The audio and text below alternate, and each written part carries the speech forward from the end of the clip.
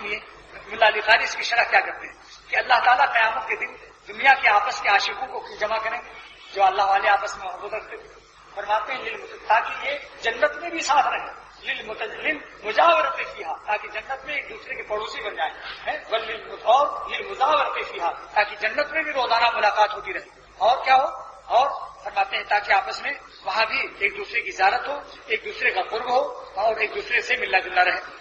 آپ کہیں صاحب یہ اگر وہاں بھی ایسی ملاقات ہوئی, یہاں اگر ہم کسی اپنی خوب روح اور بہت ہی بیوی سے محبت بازوں کو زیادہ ہوتی ہے تو وہ بیٹھے گفتگو کرتے ہوتے ہیں, اور کبھی 14 اگست کی چھٹی مل گئی, کبھی جمعے کے دن کی چھٹی ہوئی تھوڑی سی, تو کہتے ہیں آج بڑا کچھ باتیں کر لیں. اب کوئی دوست نے گھنٹی بجا کہ کہاں سے ظالم آ گیا یہ.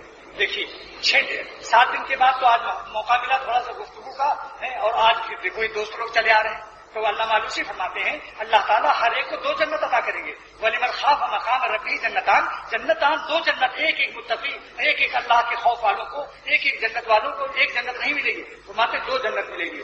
جنت لِأَحْبَابِهِ لِنَفْسِهِ وَأَحْبَابِهِ, ایک جنت ہوگی اپنی ذات کے لیے, اپنے احباب کے لیے ملاقات کے لیے. وہاں کوئی آپ کو کسی قسم کی اس میں خلل اندازی نہیں ہوگی. وہ جنت لخدامہ وازواجہ, اور بیویوں کے لیے اور نوکروں کے لیے ایک جنت الگ ہوگی. جیسے زمینداروں کے بیٹھ کے ہوتے تھے شاندار, وہاں بیٹھے ہوئے دوستوں میں گپ شپ باتیں ہو رہی, ارے میاں اللہ کی دوستی کی محبت کا مزہ اتنا آئے گا انشاءاللہ کہ جنت کی حوریں بھی بھول جاؤ گے. امام شافعی رحمۃ اللہ علیہ فرماتے ہیں جب سے مجھے پتا چلا کہ جنت میں دوستوں سے ملاقات بھی ہوگی تو مجھے جنت کا شوق بڑھ گیا. آپ کو کیا پتا ہے جس سے محبت اللہ کے لیے ہوتی ہے اس کی محبت بڑی مزیدار ہوتی ہے, کچھ نہ کچھ ہو کیا مزہ آتا ہے.